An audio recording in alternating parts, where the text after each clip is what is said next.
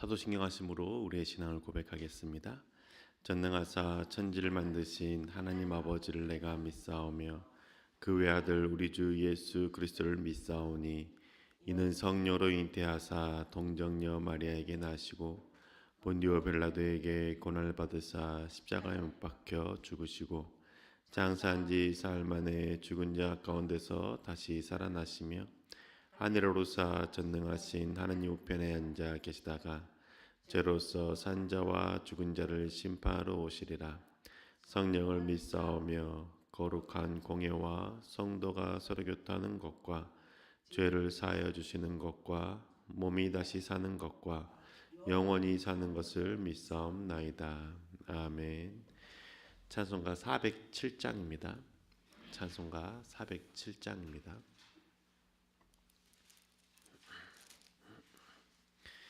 407장 구주와 함께나 죽었으니 함께 찬양하시겠습니다.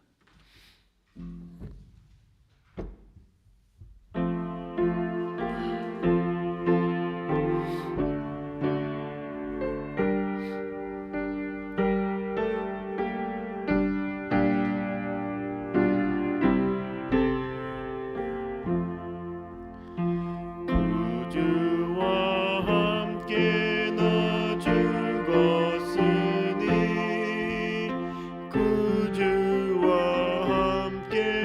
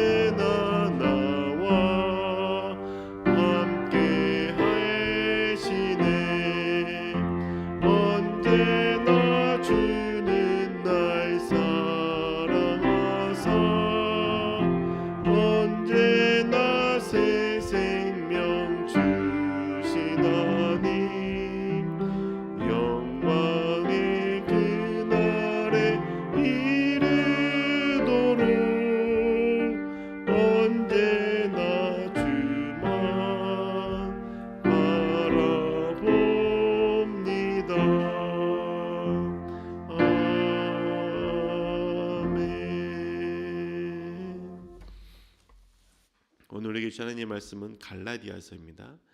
갈라디아서 1장 13절에서 19절의 말씀입니다.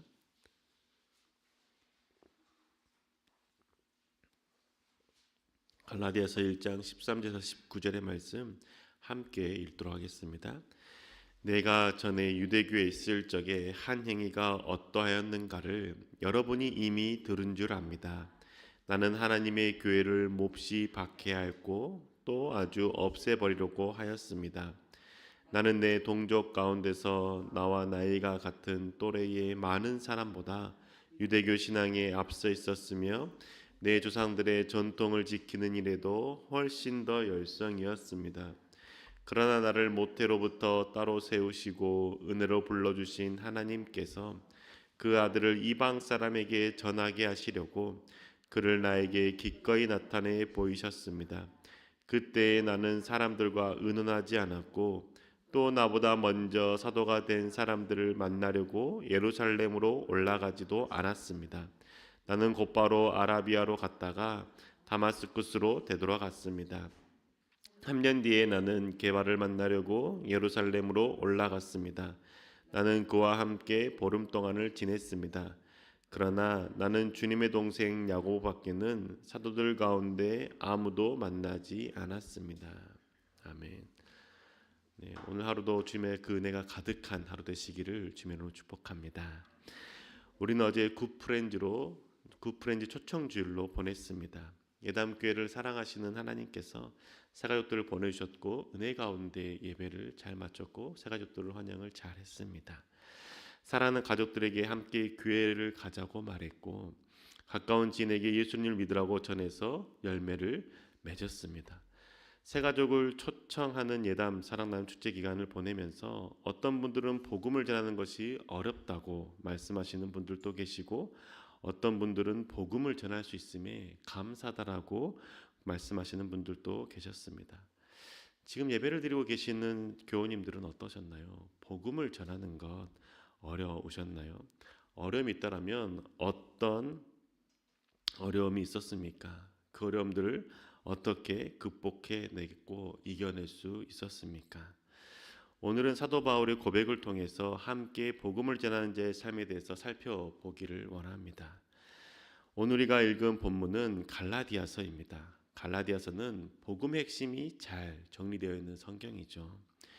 바울이 2차 전도여행 때 세운 갈라디아 교회에 거짓 복음을 전하는 유대 교인들이 들어왔습니다. 유대 교인들은 예수 그리스도를 믿는 믿음으로 구원을 받는 것이 아니라 할례와 정결의 식을 행해야 구원을 받는다라고 가르쳤죠. 이러한 가르침에 갈라디아 교인들이 어려움을 당하고 있었습니다. 바울이 전한 복음에 의심을 갖는 거죠. 그래서 바울은 3차 전도여행을 하면서 갈라디아 교회를 위해서 복음을 기록한 편지를 보냅니다. 그게 바로 갈라디아서인 것이죠. 바울은 갈라디아 교인들에게 자신 유대교로 살았을 때 어떠한 삶을 살았는지에 대해서 고백합니다. 유대교로 살았을 때 예수 그리스도를 믿는 자들을 박해했고 죽였다라고 말하죠. 바울은 자신의 또래들이 갖고 있던 유대교의 신앙보다 훨씬 더 깊이 심취했었다라고 고백합니다. 유대교로 살아갈 때 예수 그리스도를 믿는 것은 어리석은 행동이기 때문에 그들을 죽이고 그들을 박해하는 것이 하나님을 믿는 자의 모습이라고 생각한 겁니다. 철저하게 유대교의 신앙으로 살아갔던 바울이 부활하신 예수 그리스도를 만난 이후에 새롭게 변하게 되죠.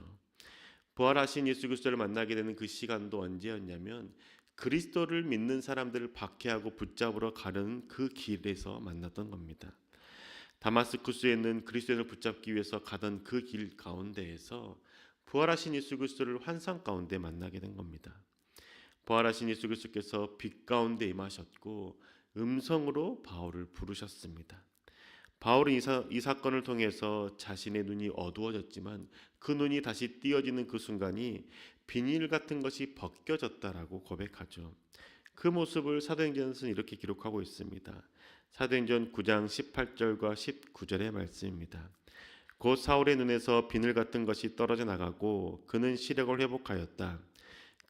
그리고 그는 일어나서 세례를 받고 음식을 먹고 힘을 얻었다. 그리스도를 붙잡는 모습, 그 신앙이 바른 신앙이 아니었음을 깨닫게 된 순간이었던 거죠. 눈에서 비늘 같은 것이 벗겨졌다라고 말합니다. 자신이 그동안 옳게 여겼다라고 생각했던 것들이 무너지는 순간입니다. 자신의 또래들보다 훨씬 더 깊은 유대교의 신앙을 가지고 있었던 그 신앙들이 그리스도로 인하여서 잘못되었다는 것에 대해서 생각하게 되는 것이죠. 자신은 하나님을 바르게 믿었다라고 여겼고 하나님 앞에서 바른 신앙을 가졌다라고 행동했던 그 모든 행동들이 잘못되었다라는 것들을 받아들여야 되는 상황이 되었습니다. 바울이 그 상황을 쉽게 받아들였을까요? 그렇지 않았다라는 것이죠. 누구보다 더 율법을 공부했던 바울입니다. 그리고 유대교로서 바리새인으로서 철저하게 유대교 신앙을 지켰던 그 바울이 그 한순간으로 해서 완전히 변화되었을까요? 그렇지 않았다는 것이죠. 바울은 하나님을 만나기 위해서 아라비아 광야에 있는 시내 산으로 이동한 겁니다. 갈라디아서 1장 16절과 17절을 보면 그 아들을 이방 사람에게 전하게 하시려고 그를 나에게 기꺼이 나타내 보이셨습니다. 그때에 나는 사람들과 의논하지 않았고 또 나보다 먼저 사도가 된 사람들을 만나려고 예루살렘으로 올라가지도 않았습니다. 나는 곧바로 아라비아로 갔다가 다마스쿠스로 되돌아갔습니다. 바울은 예수 그리스도를 빛 가운데 만난 이후에 다른 사람들을 만나려고 하지 않았고 예루살렘 바로 가지 않았고 어디로 바로 갔냐면 아라비아로 갔다라고 고백합니다. 이 아라비아는 광야라고도 해석하기도 하지만 그 광야에는 신의 산이 있었던 아라비아였던 것이죠. 바울은 그래서 아라비아에 있는 신의 산이라고 갈라디아서 4장 25절에 기록하고 있습니다. 4장 25절에 보면 하갈이라 하는 것은 아라비아에 있는 신의 산을 뜻하는데 지금의 예루살렘에 해당합니다. 바울은 갈라디아서 4장에 아라비아에 있는 신의 산이라고 기록하고 있습니다. 바울은 1장에서 자신이 아라비아로 곧바로 갔다라고 기록한 다음에 4장에서는 그 아라비아에 있는 신의 산이라고 명하면서 자신이 신의 산에 갔음을 표현하고 있는 것이죠. 바울은 부활하신 예수 그리스도를 만난 이후에 누구와도 의논하기 전에 하나님을 먼저 만나러 간 겁니다. 신의 산에서 모세는 하나님께 율법을 받았습니다. 엘리야는 신의 산에서 하나님의 음성을 들었습니다. 바울도 신의 산에 가서 예수 그리스도를 믿는 그것, 예수 그리스도가 내 눈 가운데 나타났는데 그 예수 그리스도를 믿는 것이 하나님을 믿는 바른 신앙인지 하나님께 묻기 위해 올라갔던 겁니다. 바울은 신의 산에 머물면서 하나님과 깊은 만남 가운데 구약의 말씀들을 살펴봤고 구약의 말씀들을 통해서 구약에 예언되신 분이 바로 예수 그리스도라는 것을 깨닫게 되는 것이죠. 하나님께서 죄인된 우리와 화해하기 위해서 보내신 독생자 아들 예수라는 것을 알게 된 겁니다. 바울은 예수님을 믿는 믿음이 하나님을 바르게 믿는 믿음이라는 것을 확신 가운데 거하게 된 것이죠. 그래서 그 바울은 다시 다마스쿠스로 와서 그곳에서 하나님의 복음 예수 그리스도를 전한 겁니다. 그 기간을 3년간 보낸 것이죠. 사도 바울이 다마스쿠스로 가는 길에 부활하신 예수 그리스도를 만났고 그곳에서 내가 만난 예수 그리스도가 정말 하나님을 믿는 믿음에 부합된 신앙인지에 대해서 신의 산에 가서 하나님과의 독대하는 시간을 가졌고 그리고 다시 다마스쿠스로 와서 복음을 전했던 겁니다. 예수님에 대한 확신이 갖게 된 이후에 바울은 거침없이 예수 그리스도를 전하는 것이죠. 우리도 예수님을 전하지 못하는 이유가 혹시 예수 그리스도에 대한 확신이 내 안에 없기 때문은 아닙니까? 예수 그리스도를 믿는 것이 기쁨이라는 확신, 예수 그리스도께서 내 삶 가운데 구원자가 되신다는 그 확신을 갖고 있지 못하기 때문에 예수님이 내 삶 가운데 구주라는 고백, 그리고 그 예수 그리스도를 전하는 것이 머뭇거려지는 것 아닙니까? 바울은 자신이 이전에 가지고 있었던 그 신념과 믿음을 버리기 위해서 하나님 앞에 몸부림치는 시간을 가졌습니다. 광야의 땅으로 갔고 그곳에서 시내산으로 올라갔으며 그 시내산에서 하나님을 만났습니다. 하나님 앞에 몸부림치는 것이죠. 내가 바르게 믿고 있었던 것이 맞는지에 대해서 생각하고 또 생각하며 하나님의 말씀 가운데 자신을 비추는 시간을 가졌습니다. 그리고 그 결과 예수 그리스도를 믿는 것이 바른 신앙이라는 것이 확신을 갖게 되자 그 다마스쿠스 다시 와서 예수를 전했던 것이죠. 우리도 마찬가지라는 겁니다. 내가 하나님을 믿는 그 믿음의 모습들이 바른 것인지에 대해서 몸부림치는 시간들이 필요하다고 생각합니다. 내가 이전에 가지고 있었던 그 신념과 가치관이 하나님 앞에서 바른 것인지에 대해서 생각해 봐야 된다는 것이죠. 돈을 잘 벌어서 하나님께 영광 돌리면 된다라고만 생각했던 그 생각들이 하나님 앞에서 바른 것인가에 대해서 돌이켜 봐야 된다는 겁니다. 또 하나님 앞에서 잘못된 행동을 하는 사람들이 반드시 하나님께 심판을 받아야만 된다고 생각했던 것, 그 생각들이 하나님 앞에서 올바른 것인지를 돌이켜 봐야 된다는 것이죠. 그래서 내가 그동안 가지고 있었던 그 믿음들에 대해서 하나님의 말씀 가운데 바른 것인지 돌이켜보고 예수 그리스도를 바르게 믿는 믿음인지에 대해서 생각해 봐야 됩니다. 그리고 나서 그 확신을 가졌다라면, 하나님 앞으로부터 오는 그 바른 확신을 가졌다라면 이제는 그 예수 그리스도를 전해야 된다는 것이죠. 내 주변에 있는 사람들 가운데 예수 그리스도를 믿는 그 믿음의 삶은 이러하다라고 복음을 전해야 되지 않겠습니까? 그런데 그렇게 주님을 전했을 때에 한 번에 그 복음을 듣는 사람들이 믿으면 얼마나 좋겠습니까? 그런데 실상은 잘 그렇지 않다는 것이죠. 내가 예수 그리스도를 믿으라고 고백하고 그 교회로 나오라고 전해도 그 사람들은 시큰둥할 때가 많다라는 겁니다. 바울도 그러지 않았습니까? 바울이 예수님에 대한 확신을 가지고 와서 예수 그리스도를 전했습니다. 그런데 그 말을 듣는 사람들의 주변의 반응들은 어땠습니까? 예수 그리스도를 믿지 못했습니다. 바울이 전하는 그 복음에 대해서 믿지 못했습니다. 왜 그랬을까요? 바울이 이전에 행했던 그 행동들의 모습 때문이었습니다. 그래서 사도행전 9장 21절에는 다음과 같이 기록하고 있습니다. 그 말을 듣는 사람들은 다 놀라서 말하였다. 이 사람은 예루살렘에서 예수의 이름을 부르는 이들을 마구 죽이던 바로 그 사람이 아닌가? 그가 여기에 온 것도 그들을 잡아서 대제사장들에게로 끌고 가려는 것이 아닌가? 사도 바울이 예수 그리스도를 믿는 자를 죽였던 행실, 그 행실을 사람들이 기억했다는 겁니다. 그렇기 때문에 예수 그리스도를 믿는 것에 대해서 주저하게 되는 것이고, 예수 그리스도를 전하는 바울의 그 믿음에 대해서도 진심인가에 대해서 의문을 가졌다는 것이죠. 하지만 바울은 3년간 그곳에서 그리스도를 전했습니다. 다마스쿠스에서 오랜 기간 동안 머물면서 예수 그리스도를 전했고, 예수 그리스도를 믿는 것이 참된 복음이라는 것에 대해서 흔들리지 않고 전했습니다. 그러자 사람들이 바울의 그 복음을 믿기 시작했던 것이고, 바울의 진심을 알아보기 시작했던 것이죠. 우리도 마찬가지라고 생각합니다.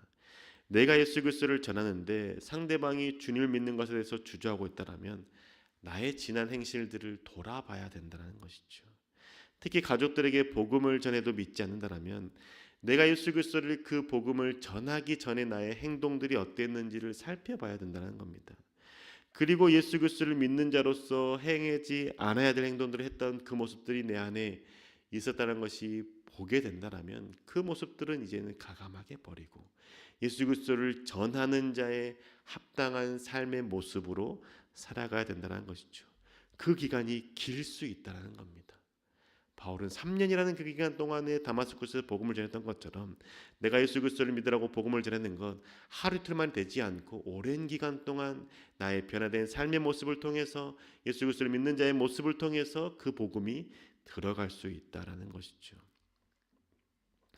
예수 그리스도를 전하기 시작했다면 이제는 주님을 믿는 자로서 바르게 행동합시다.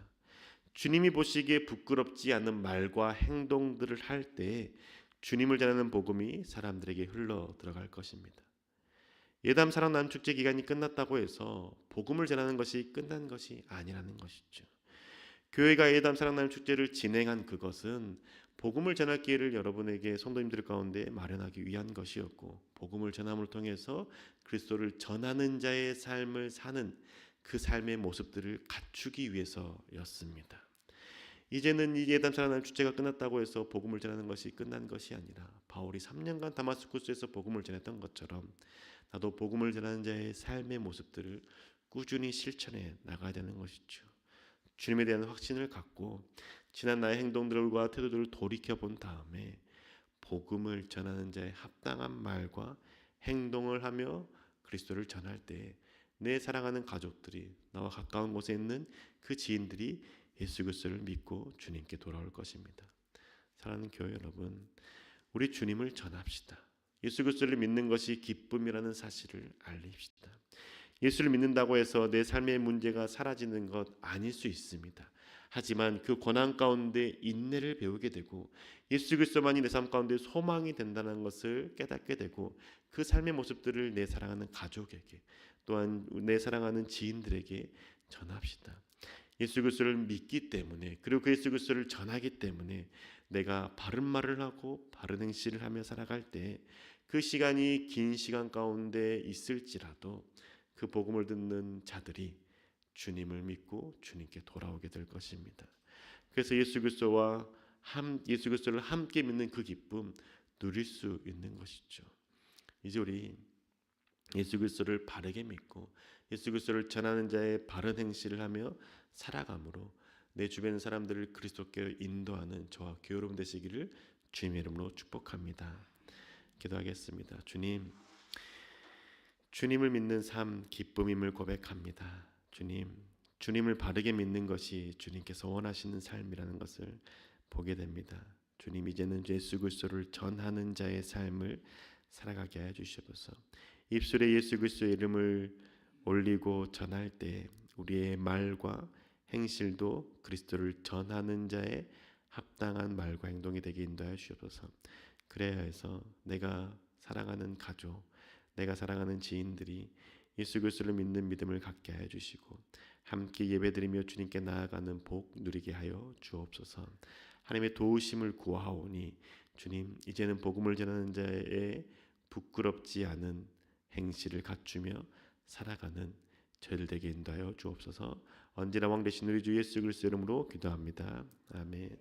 하늘에 계신 우리 아버지여, 이름이 거룩히 여김을 받으시오며 나라의 마옵시며 뜻이 하늘에서 이룬 것 같이 땅에서도 이루어지이다.